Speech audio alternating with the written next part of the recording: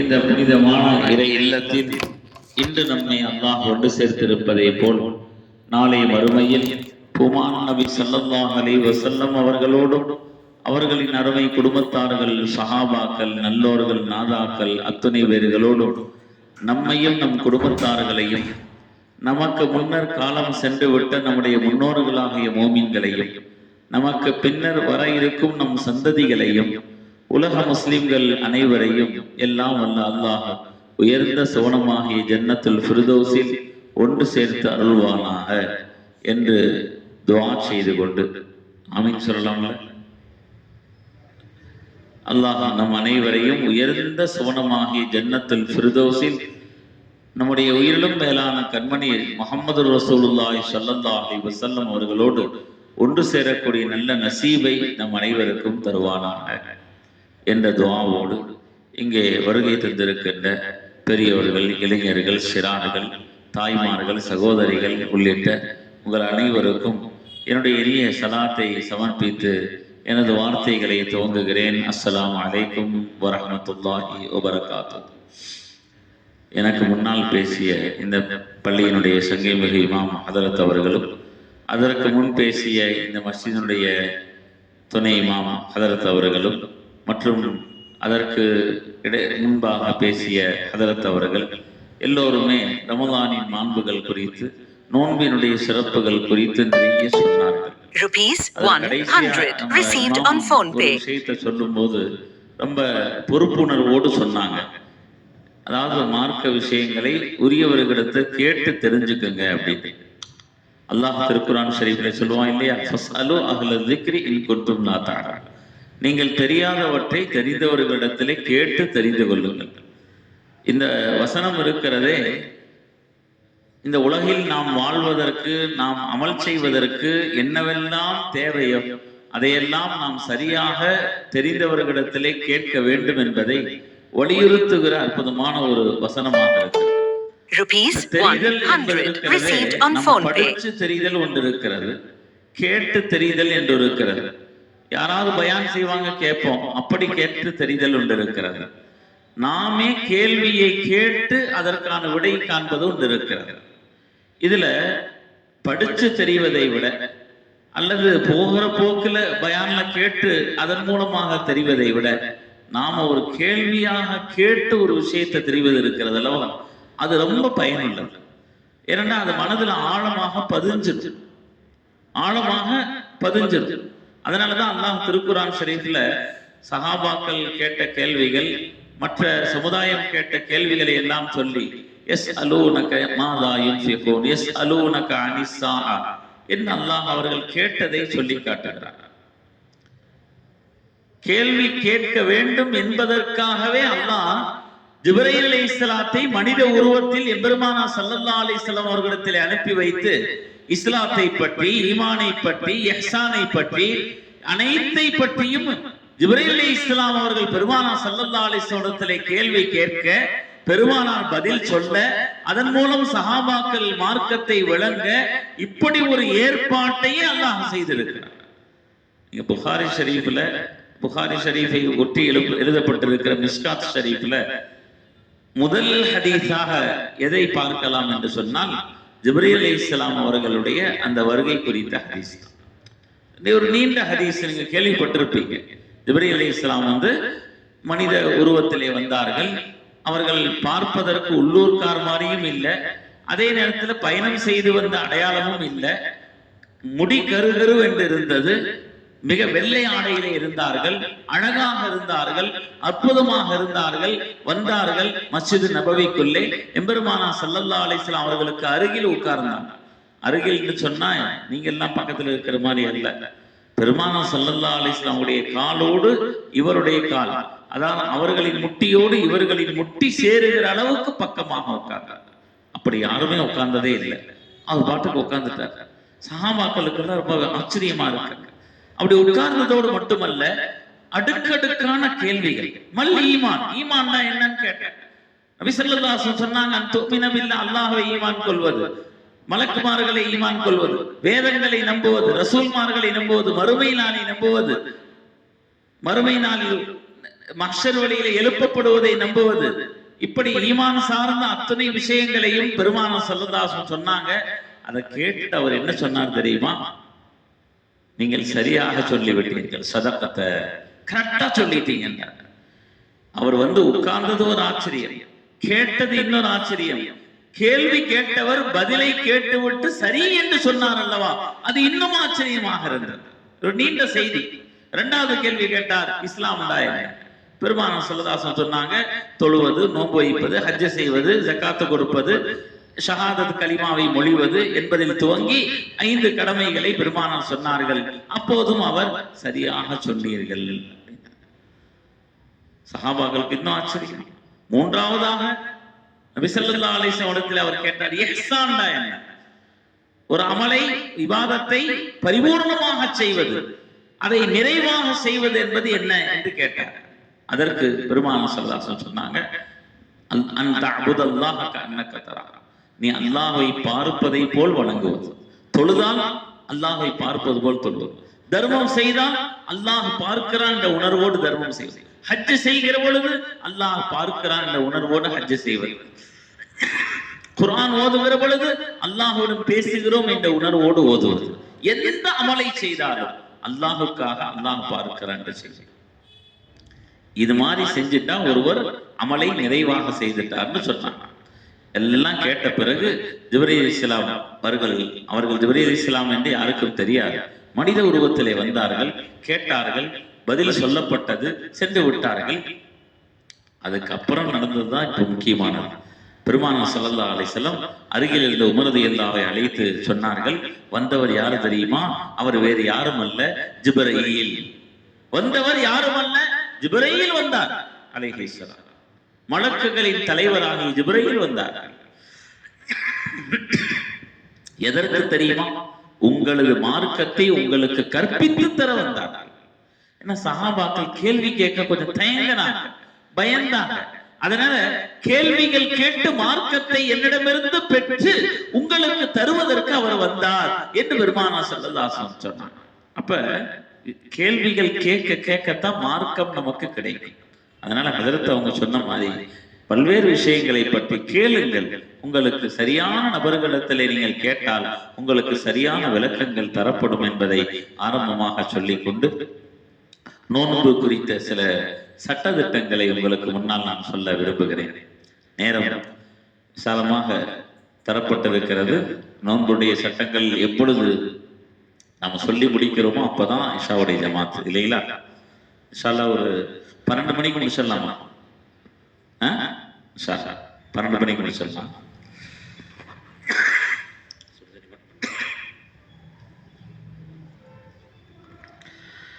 நான் முதல்ல நோன்புடைய சட்டங்களுக்குள் நுழைவதற்கு முன் நோன்பு என்றால் என்ன, அதனுடைய நோக்கம் என்ன, அதனுடைய நன்மை என்ன என்பதை குறித்து சுருக்கமா சொல்லிடுறேன். நோன்பின் சிறப்புகளை பத்தி சொல்லணும். நோன்பு என்றால் என்ன? ஹகீகத்து ஸௌம், நோன்பின் ஹகீகத் என்ன, உண்மை என்ன, அதனுடைய யதார்த்தம் என்ன அப்படின்னு பார்க்கும்போது நோன்பினுடைய ஹகீகத்தை என்ன தெரியுங்களா? அல்லாஹுக்கு முழுமையாக கட்டுப்படுவது அப்படிங்கிறது தான். எல்லா அமலிலும் இதாஅத்துல்லாஹி வர் ரசூல், அல்லாஹ் ரசூலுக்கு கட்டுப்படுதல் என்பது பிரதானமானது. ஏன்னா மார்க்கமே அல்லாஹ் ரசூலுக்கு கட்டுப்படுவதில் தான் இருக்கிறது. இஸ்லாம் என்றால் என்ன? ஒருவர் அல்லாஹுக்கு ரசூலுக்கு கட்டுப்பட்டு நடப்பதுதான் இஸ்லாம். அப்படி நடப்பவர் தான் முஸ்லிம். எனவே எல்லா அமல்களிலும் அல்லாஹ் ரசூலுக்கு கட்டுப்படுதல் இருக்கும். அது நோன்புல இன்னும் கொஞ்சம் கூடுதலாக இருக்கிறது, இன்னும் கொஞ்சம் சிறப்பாக இருக்கிறது. இப்ப தொழுகையில அல்லாஹ் கட்டுப்படுறோம்னா நம்ம ஒரு குறிப்பிட்ட நேரம் தொழுகிறோம், நமக்கு ருக்கு செய்யறோம், எந்திரிச்சு நிக்கிறோம், சஜிதாக போறோம், வர்றோம். இது கொஞ்சம் லேசு தான். ஒரு நாளைக்கு 5 முறை செஞ்சாலும் கூட கொஞ்சம் அவ்வளவு சிரமம் அல்ல, லேசு தான், முடியும் நம்மனால. இது போல பல்வேறு அமல்கள் இருக்கிறது. அந்த அமல்கள் அல்லாஹ்வினால் ரசூலினால் சொல்லப்பட்டிருக்கிறது. கொஞ்சம் சில அமல்கள் லேசாக இருக்கும், சில அமல் சிரமமாக இருக்கும். அதுல நோன்பு ரொம்ப சிரமமான அமல், ஒரு கஷ்டமான ஒரு அமல். ஒரு நாளைக்கு பகல் முழுவதும் காலை அதிகாலை சஹருடைய நேரம் முதல் மக்ரிபு வரைக்கும் உண்ணாமல் பருகாமல் இல்லறத்தில் ஈடுபடாமல் ஆசாபாசங்களை ஒதுக்கி வைத்து விட்டு நாம் அல்லாஹுக்காக பசித்து இருக்கிறோம் அல்லவா, தாகித்து இருக்கிறோம் அல்லவா, அது ஒரு பெரிய ஒரு அமல், ஒரு பிரமாண்டமான அமல். நமக்கெல்லாம் அல்லாஹ்வின் அருளால் 11 மணி நேரம் 12 மணி நேரம் இந்த அளவுக்கு தான் இருக்கிறது. சில நாடுகள்ல எல்லாம் பாத்தீங்கன்னா கிட்டத்தட்ட 20 மணி நேரம் நோன்பு வைக்கிறவங்க இருக்கிறாங்க, 21 மணி நேரம் நோன்பு வைக்கிறவங்க கூட இருக்கிறாங்க. அவங்களுக்கெல்லாம் மகரிபுக்கும் ஃபஜ்ருக்கும் மத்தியில இடைவெளி நமக்கு மகரிபுக்கும் இஷாவுக்கும் மாதிரி தான் அவங்களுக்கு இருக்கு. சூரிய மறையும் 2-3 மணி நேரத்துல திரும்ப சூரியன் உதிச்சு. அந்த மாதிரி துருவ பகுதிகளில் இருப்பவர்கள், நார்வே, அயர்லாந்து இந்த மாதிரி பகுதியில் இருக்கிறவங்க, அவங்க எல்லாம் மிக அதிக நேரம் நோன்பு வைக்கிறாங்க. சரி, இவ்வளவு நீண்ட நேரம் தாகத்தோடு பசியோடு இருக்கிறோம் அல்லவா, இந்த அமல் உண்மையிலேயே ரொம்ப சிரமம். ஆனாலும் செய்கிறோம். எதற்காக? அல்லாஹுக்கு கட்டுப்படுதல் என்ற ஒரே காரணத்துக்காக. இதுல நீங்க பாருங்களேன், சாப்பிடுறது அப்படிங்கிறது மார்க்கத்துல நமக்கு அனுமதிக்கப்பட்ட விஷயம் தான். இது ரமலான் அல்லாத காலத்தில் மற்ற எல்லா நாட்களிலும் பகல்ல சாப்பிடலாம், ஹலாலானதை தாராளமா சாப்பிடலாம், குடிக்கலாம், எல்லாம் நமக்கு அனுமதி இருக்கிறது. ஆனா ரமலான் வந்துருச்சுன்னா அல்லாஹ் சாப்பிடக்கூடாதுங்கிறாங்க. அதுவும் அந்த சஹர் நேரம் வரைக்கும் நீங்கள் சாப்பிடுங்கள். குலு வஷ்ரபு ஹத்தா யதபய்யன லகுமுல் ஹைத்துல் அபியல் மினல் ஹைத்தில் அஸ்வதி மினல் ஃபஜ்ர். ஃபஜ்ருடைய அந்த நேரம் வந்தா நிறுத்திடுங்கன்னு அல்லாஹ் சொல்றான். அதுக்கு முன்ன சாப்பிடுங்கன்னு அல்லாஹ் சொல்றான். சாப்பிடுன்னு சொல்லும் போது நல்லா கவனிக்கணும்.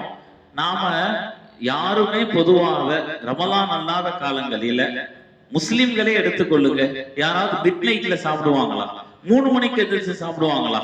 அப்படி யாராவது சாப்பிட்டா நம்ம என்ன சொல்லுவோம்? என்ன நேரம் கெட்ட நேரம் சாப்பிடுறோம், அது சாப்பிடுறதுக்குண்டான நேரமே இல்ல. அந்த நேரத்துல சாப்பிடுங்கன்னு அல்லாஹ் சொன்னா சாப்பிடுறோம். பெருமானார் ஸல்லல்லாஹு அலைஹி வஸல்லம் சொல்றாங்க, தஸஹரு ஃபஇன்ன ஃபிஸ்ஸுஹூரி பரக்கா. சஹர் செய்யுங்கள், அதில் பரக்கத் இருக்கிறதுன்னு சொல்றாங்க. கொஞ்சமாவது சஹர் சாப்பிடணும்.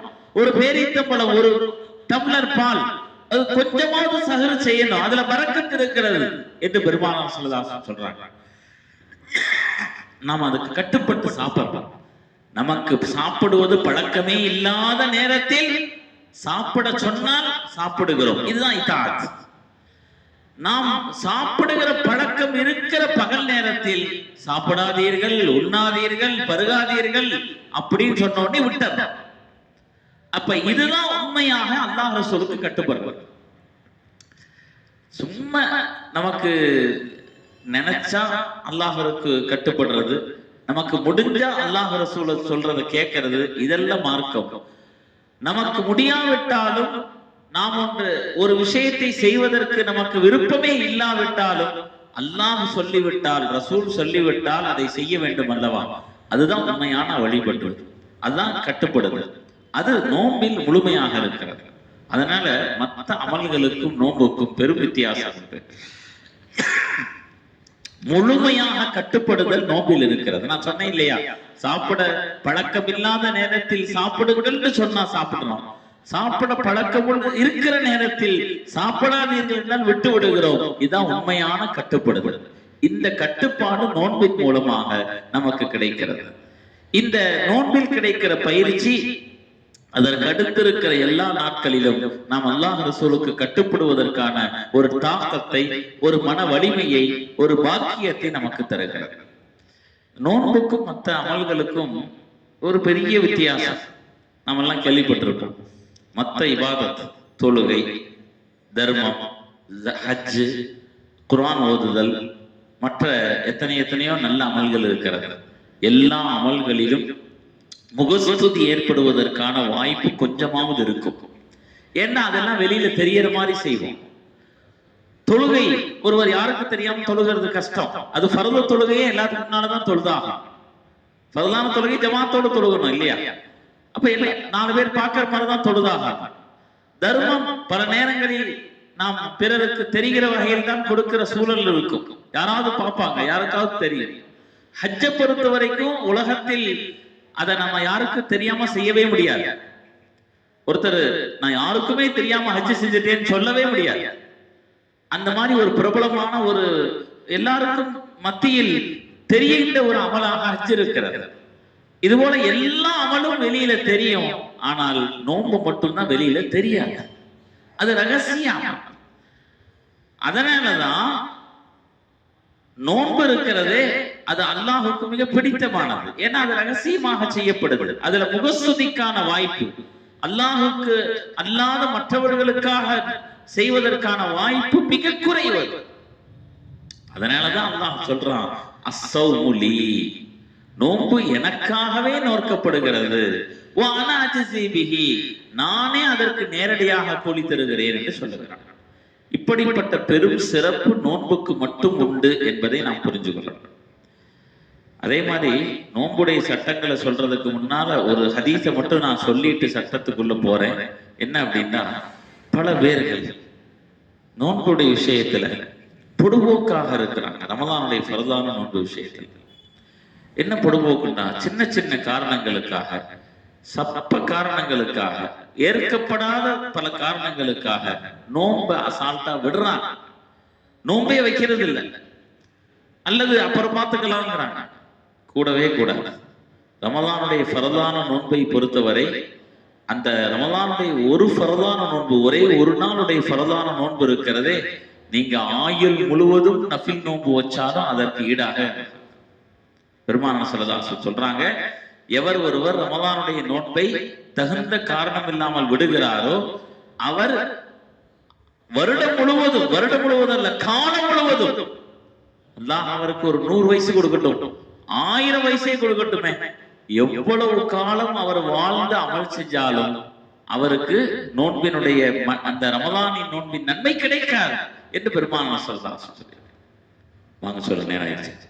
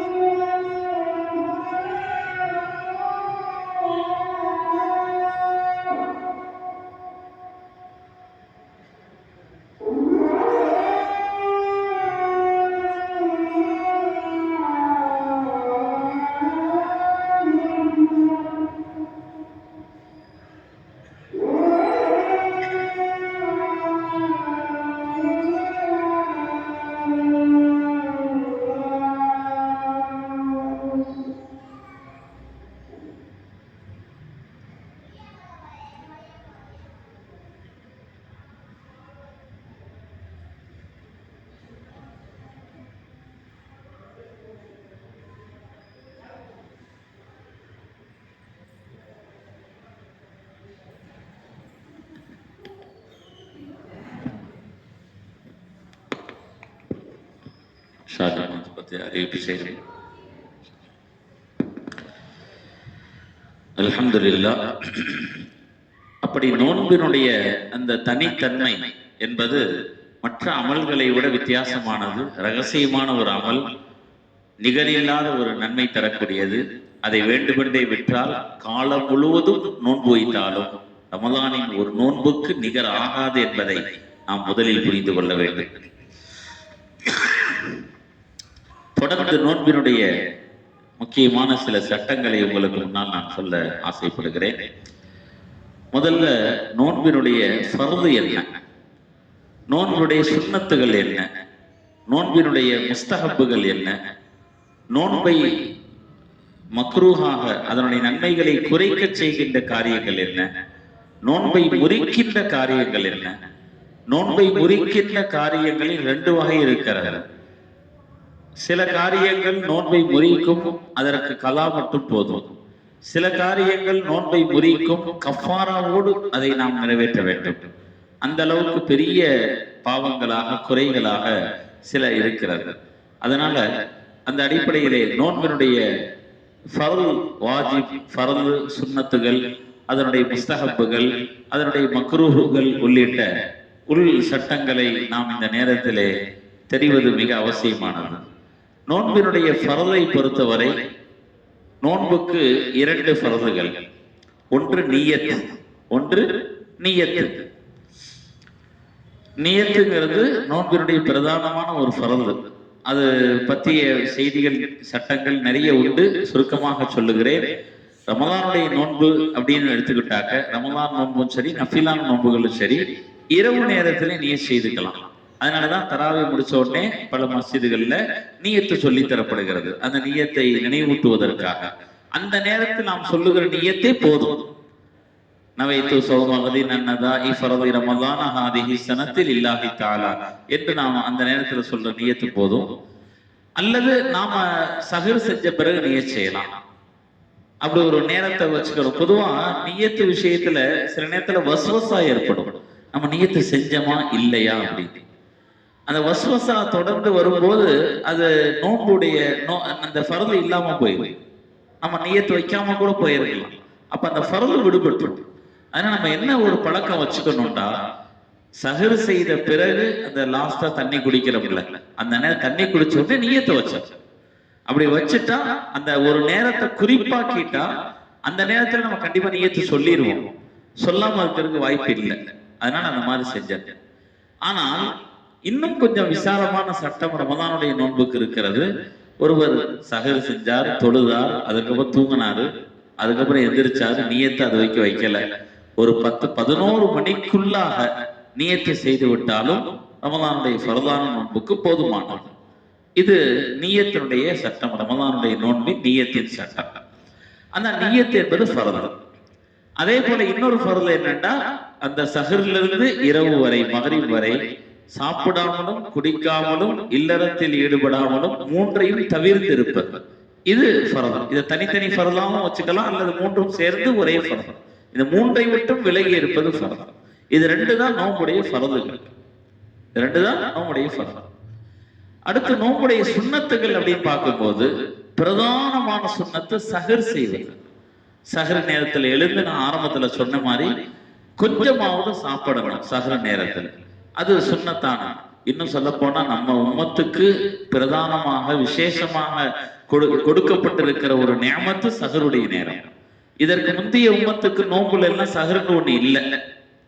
ஏன் நம்ம ஷரியத்துல பெருமானார் ஸல்லல்லாஹு காலத்திலேயே ஆரம்பத்துல நோன்பு எப்படி இருந்துச்சு தெரியுங்களா? ஒருவர் இரவிலே உறங்கி விட்டால் நோன்பு துவங்கிவிடும், உறங்கிட்டா நோன்பு துவங்கிடும். அப்படித்தான் இருந்தது.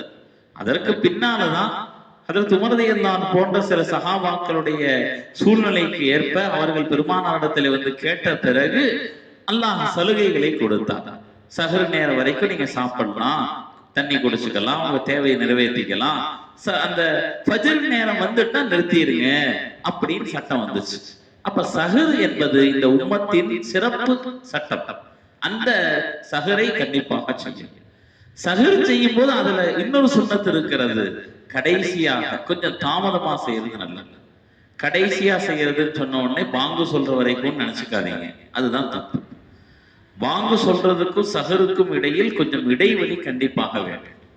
பொதுவா பாங்கு நேரம்னு ஒண்ணு அவுகாத்து ஸலாத்துல போட்டிருப்பாங்க. அந்த நேரத்துக்கு முன்பாக ஒரு 20 நிமிடத்துக்கு முன்பாகவே சஹர முடிச்சுக்கிறது நல்லது.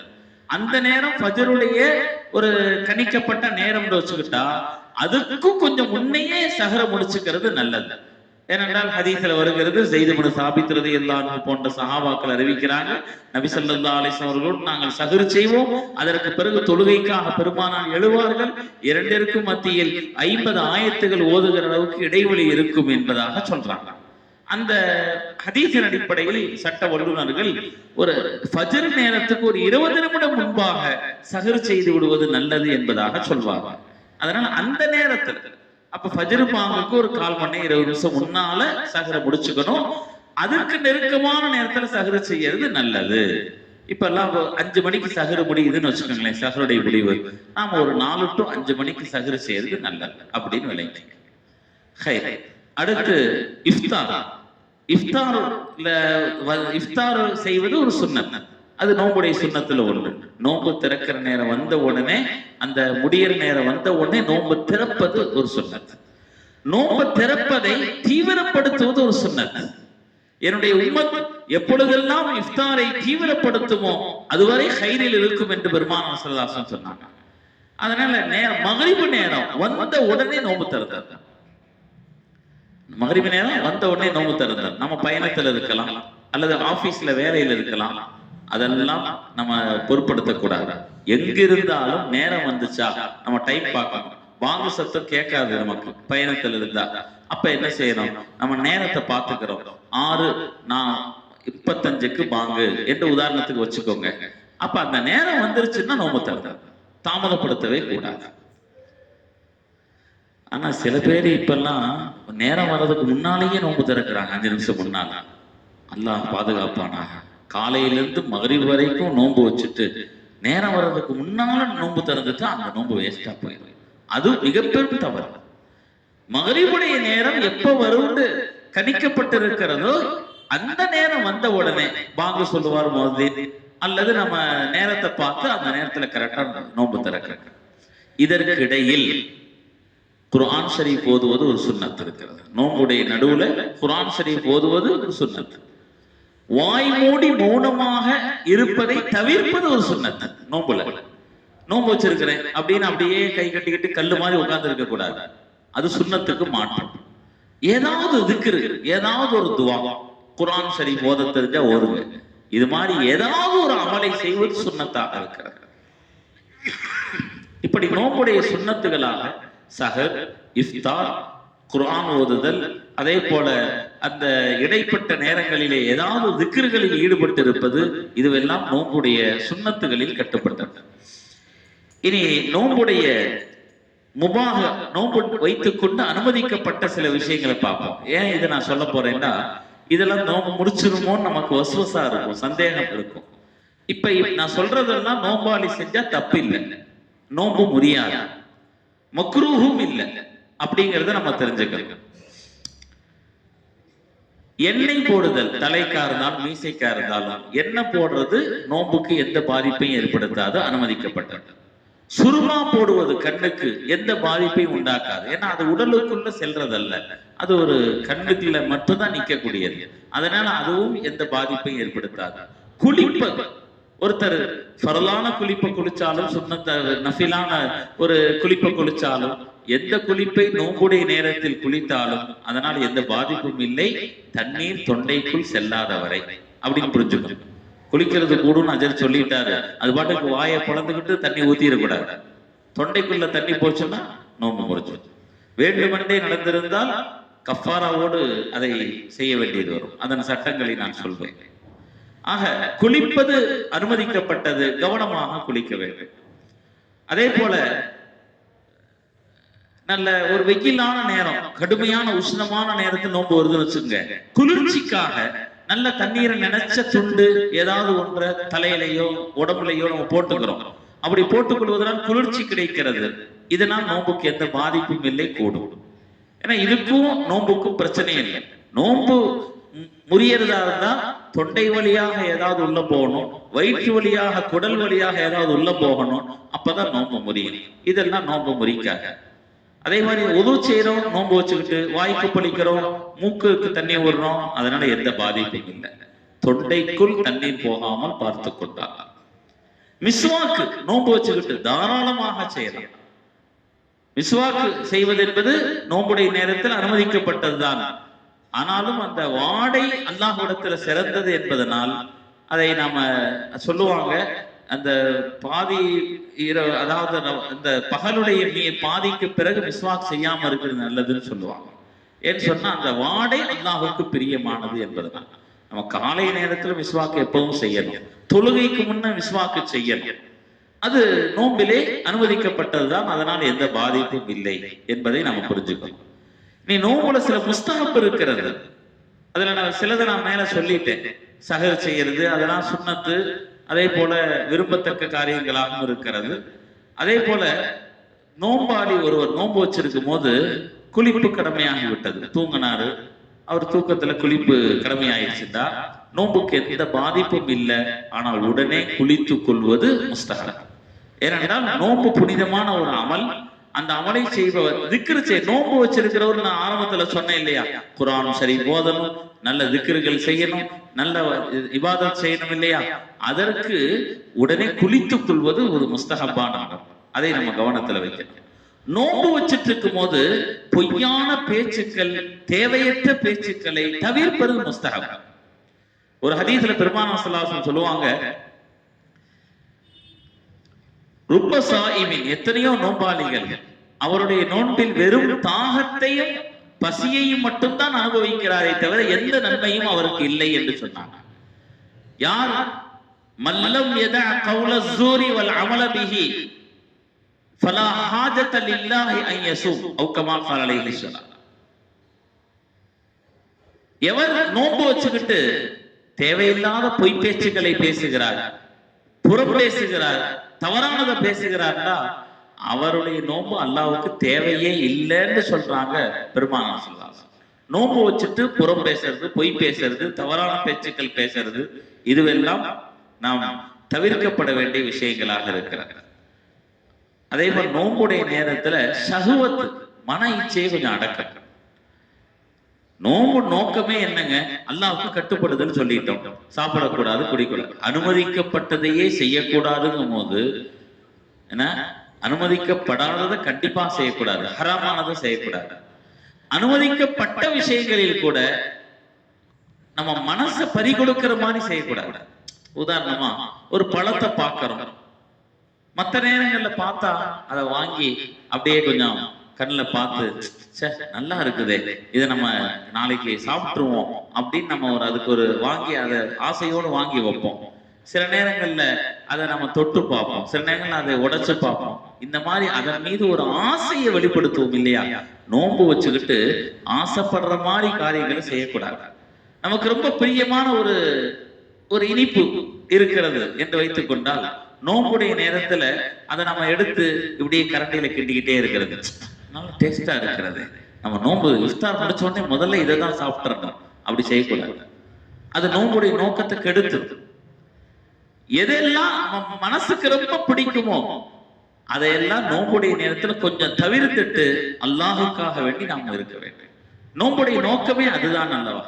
அதனால இதையெல்லாம் நாம் கவனமாக தவிர்த்திருப்பது நோன்புடைய முஸ்தஹப்பான விஷயங்களில் உள்ளது என்பதை நாம் கவனத்தில் கொள்ள வேண்டும். நோன்புடைய மக்ரூஹுகளாக சிலது இருக்கிறது. நோன்புடைய மக்ரூஹாத்துகள், எதையாவது சும்மா நோன்பு வச்சுக்கிட்டு மெண்டுகிட்டே இருக்கிறது. சில பேருக்கு அப்படி ஒரு பழக்கம் இருக்கும்.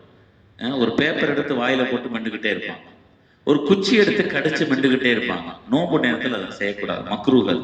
அது உள்ள போகல, அது சுவையாகவும் இல்லை, ஆனா அது தேவையில்லாதது மக்ரூஹ்.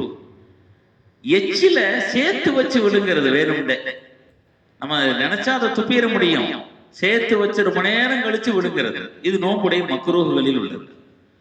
நோன்பு வச்சுக்கிட்டு இருக்கும் போது உடலுக்கு பலவீனத்தை ஏற்படுத்தக்கூடிய காரியங்களை செய்வது மக்ரூஹ். ரொம்ப வேலை செய்யறது.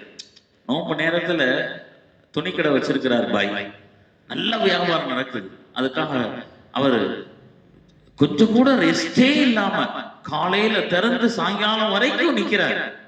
வேண்டாம். உங்களுக்கு அல்லாஹ் தஆலா ரமலான்ல நீங்க கொஞ்சம் அமல் செஞ்சாலும் கொஞ்சமா முயற்சி பண்ணாலும் அதிகமா பரக்கத்தை கொடுப்போம். ஆரம்பத்துல பேசி ஹஜ்ரத் சொன்னாங்க இல்லையா, இந்த மாதம் பரக்கத்தான மாதம்.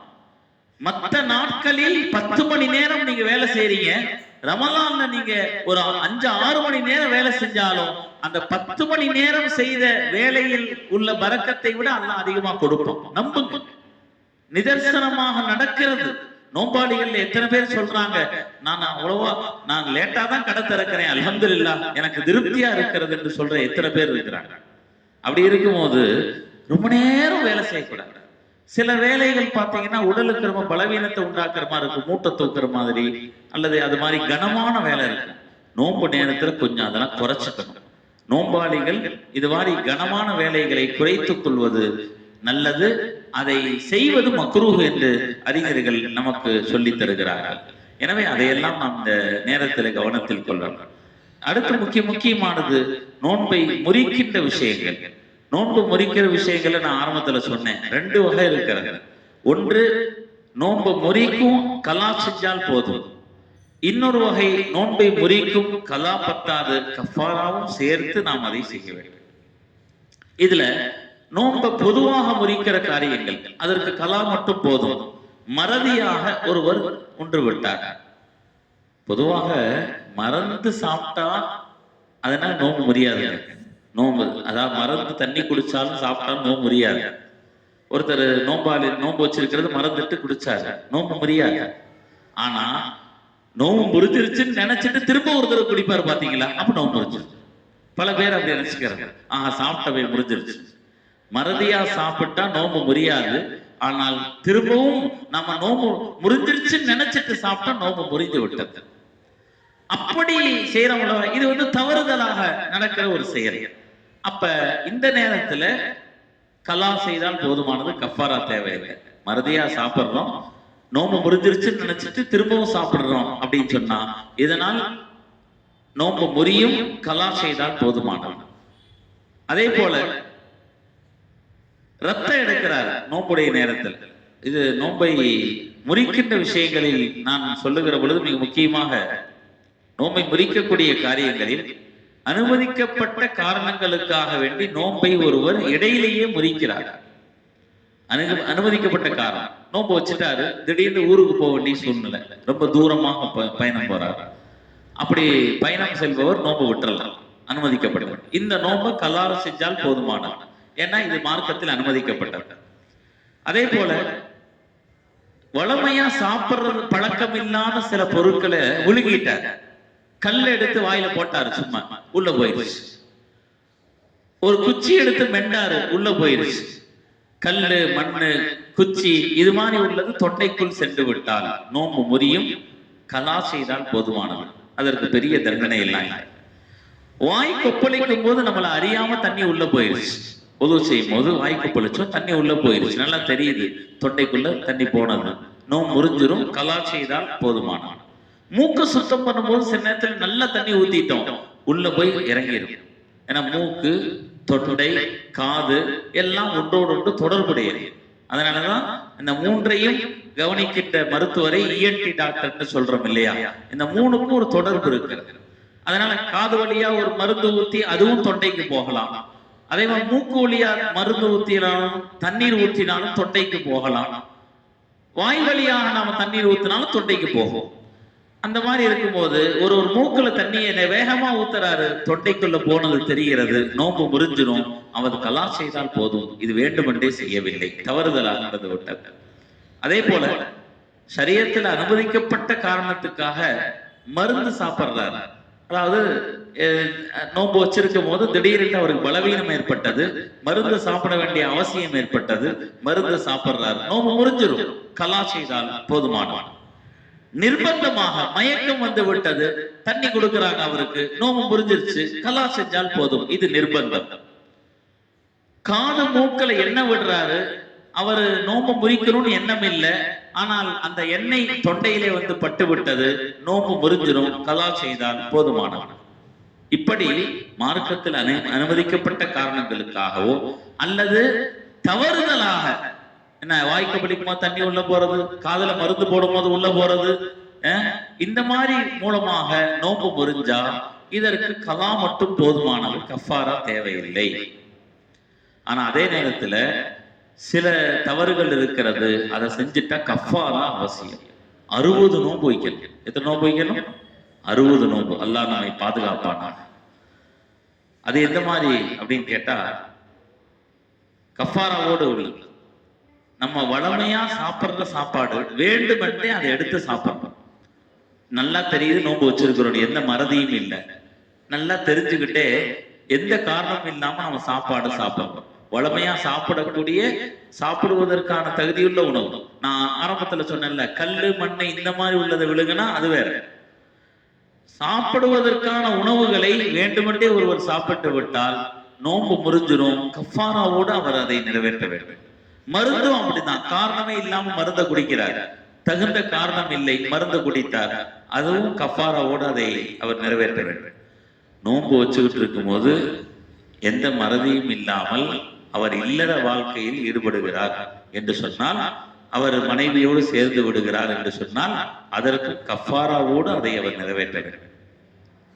நோன்பு வச்சுக்கிட்டு போயிட்டே இருக்கிறார், ரோட்ல மழை வருது, மழை வந்தா கண்டிப்பா தண்ணி விழுகுதுல, அவர் தவிர்த்து இருக்கணும், ஓரமா ஒதுங்கணும்.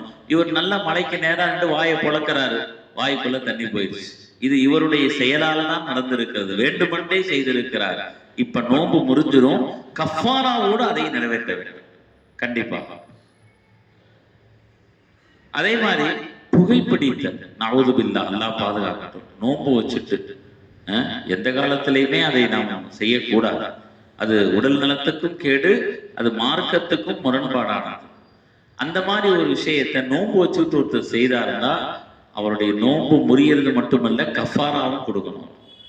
ஏன்னா அவர் வேண்டுமென்றே செய்கிறார், கண்டிப்பா அது அதனுடைய எஃபெக்ட் உடலுக்குள்ள போகுது இல்லையா, தொண்டைக்குள்ள போகுது இல்லையா, அது நோன்பை முறிச்சிடும். வேண்டுமென்றே அவர் செய்வதனால் கண்டிப்பா கஃபாராவும் அவர் கொடுக்க வேண்டியது வரும் என்பதை நாம் நினைவிலே கொள்ள வேண்டும். ஆக இந்த செயல்கள் எல்லாம் கஃபாராவோடு சேர்த்து நோன்பை முறிக்கக்கூடிய காரியங்கள் என்பதை நாம் கவனத்தில் கொள்ள வேண்டும். இதெல்லாம நான் ஆரம்பத்திலே சொன்னது போல சில இது நோன்பு முறிக்கும் நம்ம நினைப்போம், அது முறிக்காது. இப்ப ஊசி போடுறது இருக்குதே, லேசா நம்ம நரம்புல ஊசி போடுறோம், நோன்பு முறிக்காது. அதே மாதிரி ரத்தம் குத்தி எடுக்கிறாங்க, அதனால நோன்பு முறியாது. ரத்தம் குத்தி எடுக்கிறதுனால நோன்பு முறியாது.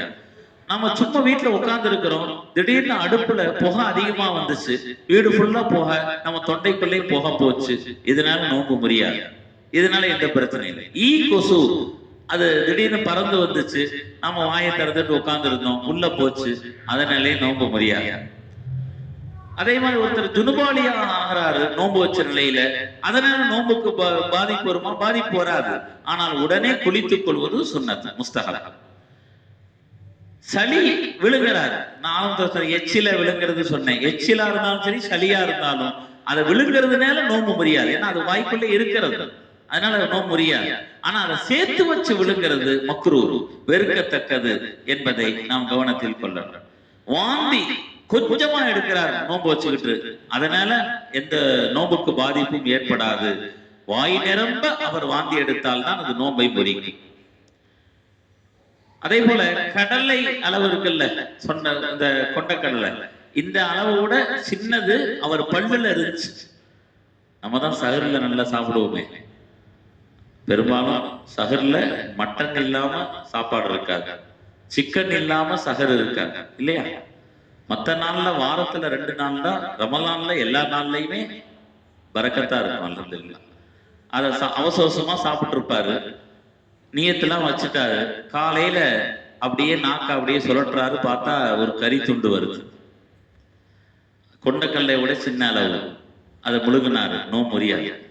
ஏன்னா அது வாய்க்குள்ள இருக்கிறது, சின்னதாக இருக்கிறது. அதே ஒரு கடலை அளவுக்கு இருந்துருச்சுன்னா நோன்பு முறிச்சு. அப்ப சின்ன அளவுல அந்த உள்ளுக்குள்ளே இருக்கின்ற அந்த இதை உள்ளே அவர் விழுங்குவதனால் அது நோன்பை முறிக்காது என்பதை நாம் கவனத்தில் கொள்ளலாம்.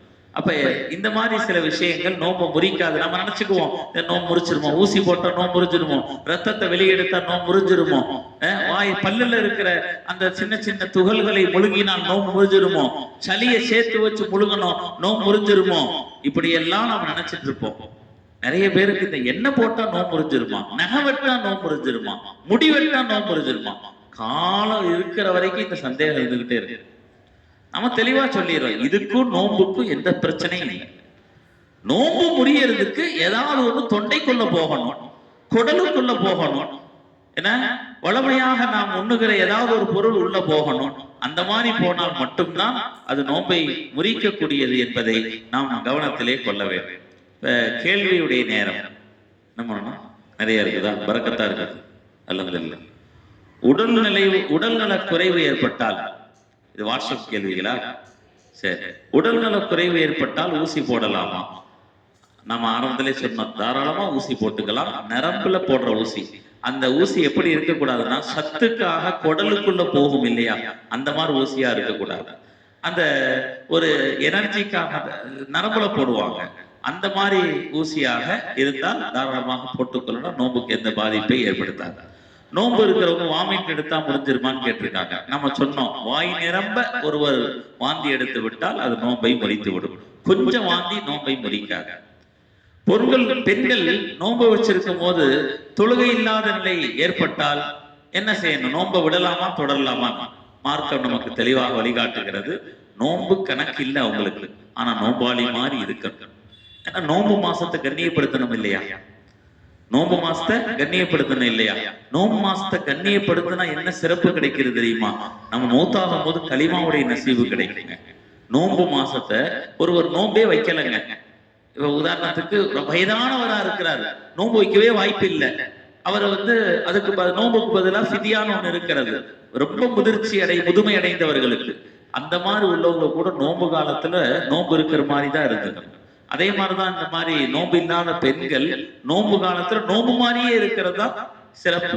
நோம்பு கணக்கு வராது, அவங்க சாப்பிடலாம், குடிக்கலாம், தனியாக செய்யணும், யாருக்கும் தெரியாத மாதிரி மறைவா. நம்ம காலத்துல நம்ம தாய்மார்கள் காலத்துல எல்லாம் பாருங்க, நோம்பு காலத்துல ஒரு ரூமுக்குள்ள தெரியாம சாப்பிடுவாங்க. சின்ன பிள்ளைகளுக்கு அந்த நோம்புடைய மகத்துவம் தெரியணுங்கிறதுக்காக வேண்டி தெரியாத மாதிரி செய்வாங்க. அந்த மாதிரி நோம்பு முறிஞ்சிருச்சு, தொழுகை இல்லாத நிலை ஏற்பட்டுருச்சு பெண்களுக்குண்டா, அப்படியே அவங்க நோம்பு வச்சிருக்கிற மாதிரி கண்டினியூ பண்ணணும். பப்ளிக்கா எதையும் செய்யக்கூடாது, தவிர்த்துக்கணும். இந்த நேரத்தில் ஒரு சம்பவம் ஞாபகத்துக்கு வருது. சுஃபியான் சௌரி ரஹ்மத்துல்லாஹி அலைஹி சொல்ற சம்பவம். அவங்க காலத்துல அவங்க வீட்டு பக்கத்துல ஒரு மஜூசி இருந்தாங்க. அவர் நெருப்பு வணங்கக்கூடிய நபர் தான். இறந்துட்டாரு, மௌத்தாயிட்டாரு. மௌத்தான பிறகு சுஃபியான் சௌரி ரஹ்மத்துல்லாஹி அவரை கனவுல பாக்குறாங்க. அவரை பொதுவா கனவுல யாரை பார்ப்போம்னா நல்லவங்களை தான் பார்க்க முடியும், கெட்டவங்க எல்லாம் கனவுல வரமாட்டாங்க. மூத்தாயிட்டா நல்லவங்க கனவுல வருவாங்க. அவர் கனவுல வர்றாரு, சுஃபியான் சௌரி ரஹ்மத்துல்லாஹுடைய கனவுல. என்ன ஆச்சரியம்னா சொர்க்கத்தில் இருக்கிறார். அவர் வாழ்ந்த பொழுது பார்த்தா முஷ்ரிக்காகத்தான் வாழ்ந்தார், ஆனா சொர்க்கத்தில் இருக்கிறார். கேட்டாங்க சுஃபியான் சௌரி, எதனால் உங்களுக்கு இந்த அந்தஸ்து கிடைத்தது? அவர் சொன்னார், எனக்கு கடைசி நேரத்துல கலிமா சொல்லி கொடுக்கப்பட்டு தான் நான் மரணித்தேன், நான் முஸ்லிமா தான் மரணிச்சேன். அதற்கு என்ன காரணம் என்று கேட்டபோது, நான் வாழுகிற காலத்திலே ஒரு ரமலான் மாதத்தில் என் வீட்டு பிள்ளை ஒருவர் பகல் நேரத்திலே கரும்பு அல்லது அது போன்ற ஒரு பொருளை அவர் கடித்துக் கொண்டே வந்து கொண்டிருந்தார். அவரை நான் பார்த்து, மகனே, முஸ்லிம்கள் நோன்பு வைத்திருக்கிற மாதம், சிறுவர்களும் நோன்பு வைத்திருப்பார்கள், இந்த மாதத்தில் எல்லோரும் சாப்பிடாமல் இருப்பாங்க, இந்த நேரத்தில் நீ இப்படி செய்தால் அவருடைய மனசு புண்படும், இந்த நோன்புடைய மாதத்தின் கண்ணியம் குறைஞ்சிடும், இப்படி செய்யாதப்பான்னு நான் அட்வைஸ் பண்ணேன்.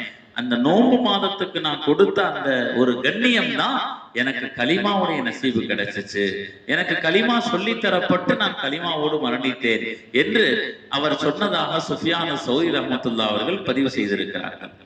அப்ப காஃபிரா இருக்கிற ஒருத்தர் ரமலான் மாசத்தை கண்ணியப்படுத்தினா ஈமான் கிடைக்குதுன்னா, மூமினா இருக்கிற நாம ரமலான் மாதத்தை எவ்வளவு கண்ணியப்படுத்தணும்னு யோசிச்சு பாருங்க. அதுக்கு என்ன சிறப்பு இருக்கிறதுங்கிறத யோசிச்சு பார்க்கணும். எனவே அப்படியே இருக்கு. வயதானவர்கள், நோயாளிகள் நோன்பு வைக்கவில்லை என்றால் அது பகரமாக நோன்பு வைக்க, நோன்பு திறக்க, நோன்பு வைத்தவர் கொடுத்தாலும் அதே போல விட்டு நோன்பை மறுபடியும் பிடிக்க வேண்டுமா? அதாவது நோன்பை இனிமேல் வைக்கவே முடியாது அப்படின்னு ஒரு கட்டம் வந்துருச்சுன்னு வச்சுக்கோங்க, அவங்களுக்கு தான் இந்த ஃபிதியான்னு ஒண்ணு இருக்கிறது. இப்ப தற்காலிகமா உடம்பு சரியில்லை அதுக்காக ஒருத்தர் நோன்பை விடுறாருன்னா ஒரு கலாதான் செய்யுது. தொழுகை இல்லாத பெண்கள் நோன்பு விடுறாங்கன்னா அதுக்கு ஃபிதியா கொடுக்க முடியாது. முதுமை அடைந்து விட்டது அல்லது சின்ன வயதிலேயே அவருக்கு பெரும் நோய் ஏற்பட்டு விட்டது, இனிமேல் நோன்பு வைக்க முடியாது, அவர் ஃபிதியான்னு ஒண்ணு கொடுக்கலாம். ஒரு நாளைக்கு ஒரு ஏழை பசியார சாப்பிடுகிற அளவுக்கு உணவு கொடுக்கிறது, அந்த ஃபித்ராவுடைய அளவு இருக்கிறது, கிட்டத்தட்ட அந்த அளவு தான். ஏன்னா ஒரு படி அரிசி 1 கிலோ, அந்த 1.5 கிலோ 1/600 இந்த எடைகள்ல அரிசி கோதுமை அல்லது வயிறார சாப்பிடுற அளவுக்கு ஒரு நேர உணவு இதை கொடுக்கணும், அல்லது இதற்கு மதிப்பில் காசை கொடுக்கணும். இது ஃபிதியா. இந்த ஃபிதியாவை கொடுத்துட்டா திரும்ப நோன்பு வைக்கிறது அவசியம் இல்லை. முதல்ல அந்த ஃபிதியாவை யாருக்குன்னா இனி நோன்பே வைக்க முடியாதுங்கிறவங்களுக்கு தான் ஃபிதியா. நோன்பு வைக்க முடியும்னா நோன்பு தான் வைக்கணும், கலாதான் செய்யணும். இதை நாம கவனத்தில் கொள்ளணும். ஃபித்ரா விவரம் ஜகாத் விவரம் தெளிவுபடுத்த வேண்டும். இது ரமதானுடைய கடைசியில வர்றது, அப்புறம் பார்த்துக்கலாம் இன்ஷா அல்லாஹ். அதை சொல்லுவாங்க, நியத்து சொல்ல மறந்து விட்டால் உறுதியா தெரியுது நியத்தே வைக்கலன்னு நோன்பு கூடாது. நான் ஆரம்பத்தில் சொல்லியிருந்தேன் இல்லையா? அதனாலதான் நான் சொல்றது இரவுலேயே கூட நியத்து வச்சுக்கலாம். அதனாலதான் தராவி முடிச்சோன்னு நியத் சொல்லி தர்றோம், அது ரொம்ப முக்கியம் என்பதனாலதான். நியத்து சொல்லலன்னு உறுதியா தெரிஞ்சா நோன்பு என்பது கூடாது, அதுல கவனத்தில் கொள்ளணும். அதே போல உமிழ்நீர் தானாக சுரக்க பொழுது எச்சில விழுங்கினா நோன்பு முடியுமா? சொல்லிட்டோம். எச்சில் முழுங்குவதனால் நோன்புக்கு எந்த பிரச்சனை இல்லை. ஆனா சேர்த்து வைத்து அதை முழுங்குவது மக்ரூ அப்படிங்கிறது. குளிப்பு கடமையான நிலையில சஹர் செய்யலாமா அப்படின்னு கேட்டீங்களா? ஒருவர் எழுகிறார், சஹர் நேரம் நெருங்கி விட்டது, 10 நிமிடம் தான் இருக்கிறது, இப்ப 2ல 1 செய்தாகணும், ஒண்ணு குளிக்கணும் அல்லது சஹர் செய்யணும். குளிச்சானா சஹர் செய்ய முடியாது, ரொம்ப கஷ்டமாயிடும். அது குளிச்சுட்டு கட்டினியும் நோன்பு வச்சா ரொம்ப கஷ்டம். அந்த நேரத்தை உது செய்து விட்டு சாப்பிட்டு கொள்ளலாம். சாப்பிட்ட பிறகு அவர் உடனே கொஞ்சம் கேப், சாப்பிட்ட உடனே குளிக்க முடியாது, ஒரு 1/2 மணி நேரத்துல குளிச்சுட்டு ஃபஜ்ர் தொழுகணும் கண்டிப்பா. ரொம்ப நேரம் அப்படியே இருக்கக்கூடாது. அதனால அந்த நேரத்தை பொறுத்து அவர் தூக்கத்திலிருந்து எழுகிறார், குளிப்பு கடமையான நிலையில எந்திரிக்கிறாரு, நேரம் 1 மணி நேரம் இருக்கிறது, குளித்து விட்டு தான் சஹர் செய்ய வேண்டும். 1/2 மணி நேரம் இருக்கிறது, குளித்து விட்டு தான் சஹர் செய்ய வேண்டும். அந்த நேரத்தை கருத்தில் கொண்டு அவர் எதை முதல்ல செய்யறது முடிவு பண்ணிக்கணும். நேரம் இருந்தால் குளிப்பதுதான் சிறப்பு, அதற்கப்புறம் சஹர் செய்யணும். நேரம் இல்லை என்றால் சஹர் செய்து விட்டு குளித்துக் கொள்ளலாம், ஆனால் தாமதப்படுத்த கூடாது. அதே மாதிரி சாப்பிடாம நோன்பு நோக்கலாமா? தாராளமா நோக்கலாம். இறைநேசர்கள் எல்லாம் இஃப்தாரே இல்லாம நோன்பு வச்சிருக்கிறாங்க, தாராளமா வைக்கலாம். ஆனா எந்த நோன்பு வைக்க கூடாதுன்னா இடைவெளி இல்லாத நோன்பு. ஒரு நாள் நோன்பு வைக்கிறோம் நஃபில் நோன்பு, அடுத்த நாள் நோன்பு வைக்கிறோம், அடுத்த நாள் நோன்பு வைக்கிறோம், இப்படி கண்டினியூவா நோன்பு வைக்கிறது தவிர்க்கப்பட வேண்டியது. ஆனால் ஒருத்தர் இஃப்தார் செய்யல, அப்படியே நோன்பு திறக்காமலேயே நோன்பு வைக்கிறாரு, சூழ்நிலை காரணமாக செய்கிறார் என்றால் அதனால எந்த பிரச்சனையும் இல்லை. அந்த இஃப்தாரும் சுன்னத்துங்கிறத அவர் கவனத்துல கொள்ளணும். சஹரே சாப்பிடாம நோன்பு வச்சாரு, எந்த பிரச்சனையும் இல்லை. விடி சஹர்ன்னு சொல்லுவாங்க இல்லையா, அது எப்படி வருஷத்துல 2 தடவை நடந்துரும் இல்லையா? எவ்வளவு கவனமா இருந்தாலும் என்னைக்காவது ஒரு நாள் நடந்துரும். அதனால நோன்புக்கு எந்த பிரச்சனையும் இல்லை. அத்தர் பூசலாமா, பேஸ்ட் கொண்டு பல் துலக்கலாமா, தைலம் போடலாமான்னு கேட்கலாம். இந்த தைலம் இருந்தால் பிரஷ், அந்த பேஸ்ட் தொண்டையை அடையக்கூடியதா இருந்தால் நோன்பு முடிஞ்சிடும், கூடாது. நோன்பு வச்சுக்கிட்டு செய்யக்கூடாது. தொண்டையை அடையாது அப்படின்னு சொன்னா தாராளமா வெறும் பிரஷ்ல பழகும், இல்ல பேஸ்டே வைக்கிறோம் தொண்டைக்கு போகாது அப்படின்னு கவனமா நீங்க செஞ்சீங்கன்னா தாராளமா. அத்தர் பிரச்சனையே இல்லை நோன்பு நேரத்துல. எந்த நேரத்துல பிரச்சனை அப்படின்னா, நமக்கு ஒரு ரொம்ப அதிகமான அந்த வாசம் ஏற்பட்டு அது நமக்கு ஒரு நோன்பு நேரத்துல ஒரு மாதிரி மயக்கத்தை உண்டாகும். அந்த மாதிரி அத்தரை தவிர்த்துக்கணும். மெயில்டா யூஸ் பண்றதுல எந்த தப்பும் இல்லை. ஊசி போடலாமான்னு கேட்டாங்க, நாம அதையும் சொல்லி இருக்கிறோம். ரத்தம் கொடுக்கலாமா? தாராளமா கொடுக்கலாம். நோன்பு வச்சுட்டு ரத்தம் கொடுக்கலாம். அதே மாதிரி இஃப்தார்ல நியத்து அவசியமான்னு கேட்டிருக்கிறாங்க. பொதுவா எந்த அமலுக்கும் நியத்து இருக்கிறது. நோம்பு ஆரம்பிக்கிறதுக்கும் நியத்து, அதே மாதிரி நோம்பு முடிக்கிறதுக்கும் நியத்து இருக்கிறது. ஆனா நியத்தை எப்படி சொல்றது அப்படிங்கிறதுல நம்ம அல்லாவுக்கா நோம்பு திறக்கிறேன்னு சொன்னா கூடியது, அதுல எந்த குறையும் இல்லை. ஆனாலும் நமக்கு ஹதீஸ்கள்ல வந்து இருக்கிறது, நாம் வளமையாக சொல்லி வருகிறோம், அல்லாஹும்ம லக ஸம்து வ பிக ஆமன்து வ அலைக தவக்கல்து. இது ஹதீஸ்ல வந்து இருக்கிற துஆ. இந்த துஆவை ஓதுவது சுன்னத், சிறப்பு. ஒருவருக்கு இந்த துஆ தெரியல, அல்லாஹ்வுக்காக நான் நோன்பு திறக்கிறேன் நியத் பண்ணார், அல்ஹம்துலில்லாஹ் போதுமானது அப்படிங்கிறத நம்ம கவனத்தில் கொள்ளணும். இன்னும் பல்வேறு விஷயங்கள் இருக்கிறது, அடுத்தடுத்த பயான்களில் ஹஜ்ரத் அவர்கள் சொல்லுவார்கள். இதில் வந்தது எவ்வளவு.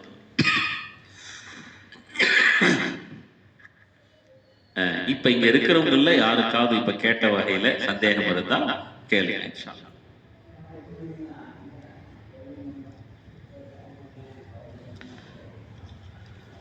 கொஞ்சம் நாள்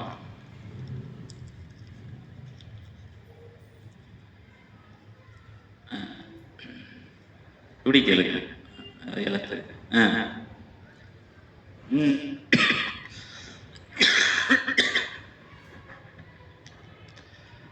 பொதுவாக குடலுக்குள் தண்ணீர் சென்றால்தான் நோன்பு முறியும். என்ன, இப்ப நம்ம கழிவறைக்கு செல்றோம், நிறைய தண்ணீர் பயன்படுத்துறோம், அது மூலமாக நோன்பு முறியுமா அப்படின்னு கேட்டிருக்கிறாங்க. சில அறிஞர்கள் சொல்றாங்க, வந்து தண்ணீர் வந்து நமக்கு குடலுக்கு ஏதாவது ஒரு வகையில செல்லும் அப்படின்னு சொன்னா அதை கவனமாக செய்யணும்னு சொல்றாங்க. அது வந்து பெரும்பாலும் நோன்பு முறிக்கக்கூடியது அல்ல. வாய் வழியாக நம்ம தண்ணீர் ஊற்றும் போது கவனமாக இருந்தால் அதுவே போதும். இதனால ஒரு நோன்பு பெரித அளவுல முடியாது, அதற்கான வாய்ப்பு குறைவு அப்படிங்கறத நம்ம தெரிஞ்சுக்கலாம். அதுல பெரிய இது ஒரு வஸ்வசா, அதை நம்ம தவிர்த்துக்கிறது நல்லது. இந்த சந்தேகம் கேளுங்கன்னு சொன்ன உடனே அபூ யூசுப் ரஹ்மத்துல்லாஹி ஞாபகம் வந்துச்சு. அவங்களுடைய பாடத்துல என்ன அடிக்கடி சொல்லுவாங்க, சந்தேகம் இருந்தா கேளுங்க. எல்லாரும் கேட்பாங்க, ஒரு ஆள் மட்டும் கேட்கவே மாட்டாங்க.